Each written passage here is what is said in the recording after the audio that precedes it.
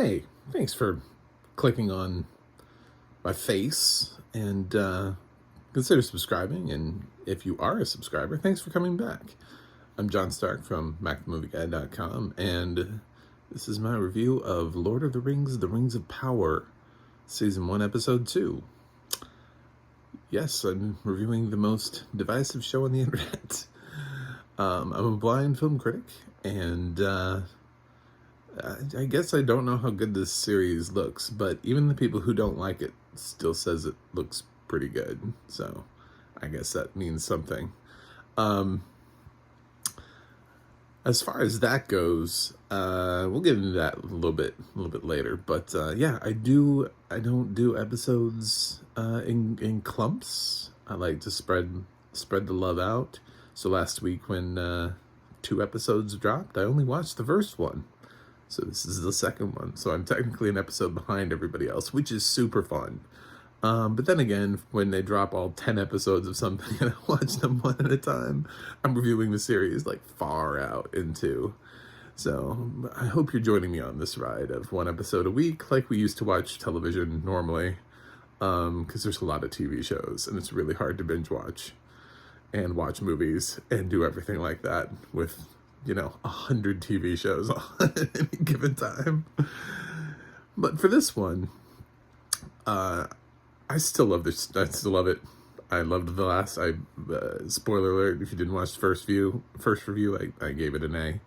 I thought it did a great job of world building and bouncing between the different characters. And this one, we added the dwarves, and I was like super into their culture, into their world. I learned about the singing to the rocks, and I was like, oh my god, I feel like this is really allows us the opportunity to go in depth. With a film, you're always pushed to a runtime. That's why I think people love the Lord of the Rings extended versions, because they're not so pressed for time. They're home releases, but New Line was never going to allow those to go theatrical. I'm sorry, they just were not at that length. So Peter Jackson had to figure out what he was keeping in, what he wasn't. And even with the context of the books, there's some things that still from the books never made it to the screen. So here, I think Amazon's just kind of letting these writers go, hey, why don't you just develop this universe? You can create your own things in it and your own new characters but why don't we just learn a little bit more about Middle Earth? And I think that's what's happening. I think if people just sit back and let it happen, I think there are some really cool things happening here. We did get to meet the stranger, who is a weird character, and now I have no idea who he is. Maybe it's revealed in episode 3. I don't know.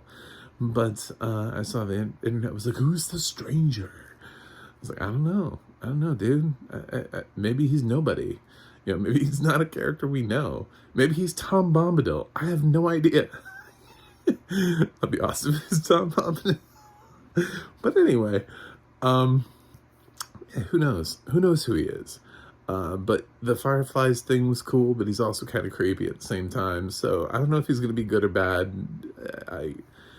The little Hobbit people need to figure out a way to not trust so immediately everybody that falls into their path. But that's why you socialize, is because eventually the little ones get a little too curious. I thought the orc fight was great. I thought that kid being super clever to try to like hook him with the noose, and then he jumped over the banister or whatever so that he could hang the orc, was at least a valiant effort from a kid, from a child, from the son of I think a more major character. I was like, ooh, look at this, because usually far too many times kids are helpless all the time. But for him to have the ingenuity to do that, I was like, oh, we're writing good kids. Cool. All right. He'll be useful. So That was nice. And of course, the axing of the head, she just throws it down and she's like, if you want to live, we're leaving at dawn. I was like, damn. I'm like, how do people not like this show? Oh my God. And I know why. There's black people in it. Oh my God, there's black people in it. And the internet is so upset. I don't even know how many black people are in it. You know, that's what's funny about being blind and having the audio description is that nobody's even told me who the black people are. I have no idea. I have no idea which actors are played by black people. None. Nor do I care. I really don't. I thought it would be interesting at first because I thought it was like just like one guy. I thought like the internet was just getting upset about like one guy. But I have a feeling they're getting upset about multiple people. I think there's like diversity in this cast. I hope it's not just, I hope the internet has not just lost its shit over one guy. I hope this isn't Obi-Wan all over again. But somewhere out there in Middle Earth, and they're like, Tolkien didn't write it this way. And like even Tolkien's family is like, J.R.R. didn't write it this way. This is very upsetting to us. And it's like, that's like the worst argument to use. Your argument is that we shouldn't do it because J.R.R. wrote a fictional world full of white people. Like his vision for Middle Earth was just whiteness. It's just like nothing else, just whiteness. That's so Tolkien. What are you trying to say about Tolkien? That he only it's so problematic and people don't realize what they're doing. They're like, you're so close to pushing him into a territory where J.K. Rowling's been living for a while, where she's been labeled a transphobe for the rest of her life. You guys are so close to putting Tolkien in, like right up there as like some sort of Nazi sympathizer, like white power, white supremacist, by saying that his vision for Middle Earth was whiteness.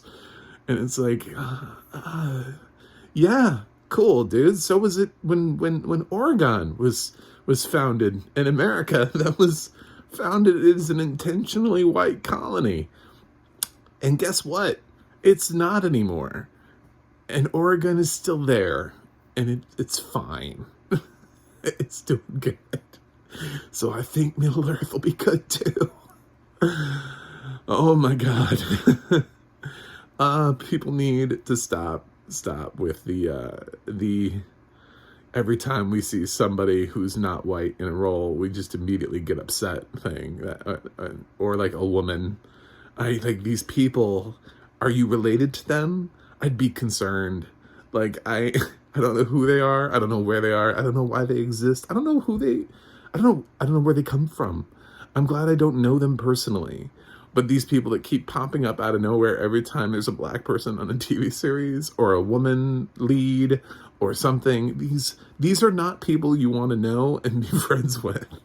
If you're one of the people watching my video right now, I don't really care. I don't care if you unsubscribe, because there's no argument to the story of we did it this way because that's how it's always been done, because Tolkien liked white people, so he wrote stories about white people. It's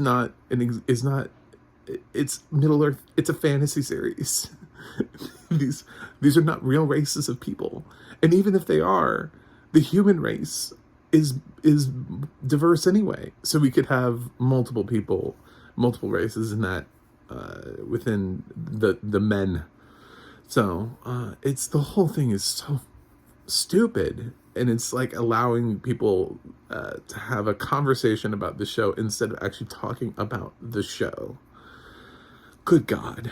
Anyway, I'm glad I got that out.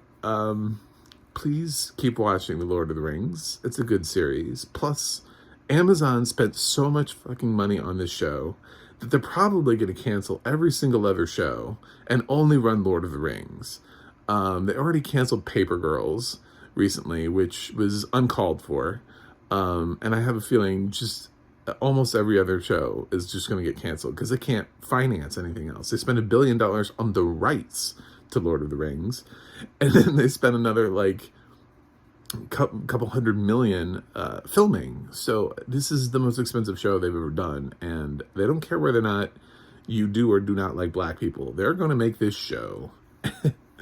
They don't care. If they have to cancel every other show and only run Lord of the Rings and like their new Thursday Night Football, they'll do it, because the investment is so high that your little voice online is my voice. They don't care about it. They don't care.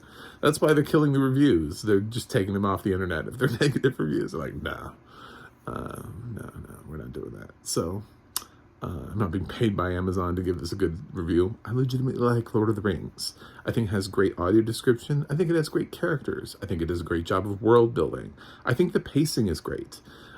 All the way up through the first 2 episodes, I am fully on board. I love it. I'm happy that we live in a time where we get to watch something like this, along with House of the Dragon, and just like and She-Hulk, and I mean, nerds just everywhere should be rejoicing, because this is amazing. We have so much content, but unfortunately, some people are not. So, anyway. Please check out Lord of the Rings, The Rings of Power if you haven't, and I'm going to stick with it because it's the second episode I thought was really interesting as well, and that Leviathan oh my god, there's so many things in this episode that were crazy good. Anyway, I'm going to give Lord of the Rings, The Rings of Power, Season 1, Episode 2, an A. So that's my grade for that.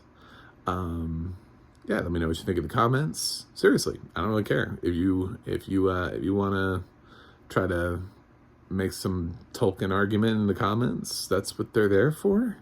And we can talk it out there. But anyway, you can visit my website, macmovieguy.com, for more reviews. You can go to the audio description project, adp.acb.org. That'll let you know what has audio description and where you can watch it. And the adna.org will let you know who's describing what. It's kind of like IMDb for narrators. So they have to crowdsource it. So please support them. Anyway, I'm going to go review something else, and I'll see you on the other side.